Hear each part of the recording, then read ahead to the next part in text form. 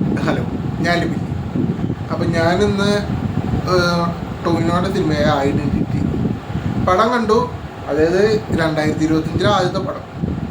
കാരണം 2025 ആദ്യത്തെ പടം തന്നെ ഒരു ഹിറ്റ് ആണെന്ന് എനിക്ക് തോന്നി. കാരണം എനിക്ക് ആ പടം ഭയങ്കരമായിട്ട് ഇഷ്ടപ്പെട്ടു. അതായത് അതിൻ്റെ ഫൈറ്റ് ആയാലും സോങ്ങുകൾ ആ പടത്തിലില്ല. പിന്നെ ആ പടത്തിൽ ബി ജി എം ഒക്കെ എടുത്ത് നിൽക്കണ്ടായി. ചുരുക്കത്തിൽ പറഞ്ഞാൽ പടം ഒരു തിയേറ്റർ വാച്ചബിളായിട്ട് എനിക്ക് ഫീൽ ചെയ്തു. പിന്നെ അതേപോലെ തന്നെ എടുത്ത് പറയേണ്ടത് തൃഷ ഇതിൽ നല്ല രീതിയിൽ ചെയ്തിട്ടുണ്ട്. തൃഷയുടെ ക്യാരക്ടർ വന്നതെന്ന് പറഞ്ഞാൽ ഈ ഓർമ്മയുണ്ട ഒരു മുഖം എന്ന് പറഞ്ഞ ഒരു പടമുണ്ട് വിനീത് ശ്രീനിവാസൻ്റെ. ആ ഒരു അതിൽ നായികേനെ പോലത്തെ ഒരുമാതിരി അതിലെ സെയിം ആ ഒരു ഇത് പാറ്റേണാണ് പോണത്. അതായത് ഓർമ്മക്കുറവും കാര്യങ്ങളൊക്കെ അങ്ങനെയൊക്കെയാണ് പടം. പക്ഷേ അത് തിയേറ്ററിൽ കാണുമ്പോൾ അത് കുറച്ചും കൂടി ഡീറ്റെയിൽ ആയിട്ട് മനസ്സിലാവും. ഓർമ്മക്കുറവ് എന്നൊക്കെ വെറുതെ അല്ല, ഓർമ്മക്കുറവ് പോലെ, അതായത് ഒന്ന് ഊഹിച്ചെടുക്കാൻ പറ്റാത്ത പോലെ. അപ്പോൾ അത് തിയേറ്ററിൽ കാണാവുന്നൊരു സംഭവമുണ്ട്.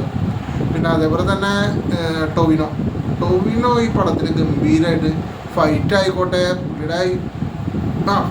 പുള്ളിയുടെ സ്റ്റൈലായിക്കോട്ടെ, സ്വാഗായിക്കോട്ടെ, എന്തായാലും ഒരു പക്ക ഒരു തിയേറ്ററിൽ കാണേണ്ട ഒരു പടമായിട്ട് എനിക്ക് തോന്നി.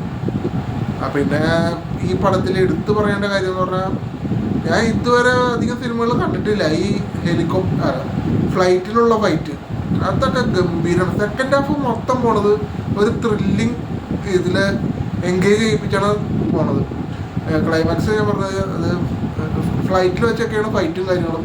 അതൊക്കെ രസമാണ്, കണ്ടിരിക്കാനുള്ള ഒരു സംഭവമുണ്ട്. പിന്നെ അതേപോലെ തന്നെ ഇതിൽ സെക്കൻഡ് ഹാഫിൽ ക്ലൈമാക്സ് മാത്രമല്ല, ഈ പടത്തിൽ മൊത്തം ഒരു ട്വിസ്റ്റും കാര്യങ്ങളൊക്കെ ഉണ്ട്. അത് ഇൻ്റർവെൽ പഞ്ച് തുടങ്ങി ഇതിലെ ട്വിസ്റ്റ് കൊണ്ട് സ്റ്റാർട്ട് ചെയ്യാം പടത്തിലെ. എന്തായാലും ഗംഭീരമായിട്ട് എനിക്ക് തോന്നി. എന്തായാലും 2025 തുടക്കം നല്ലൊരു ഹിറ്റ് പടം കൊണ്ട് തുടങ്ങി, അങ്ങനെയാണ് പറയാം. എന്തായാലും ഇഷ്ടപ്പെട്ടു. എന്തായാലും കണ്ടു.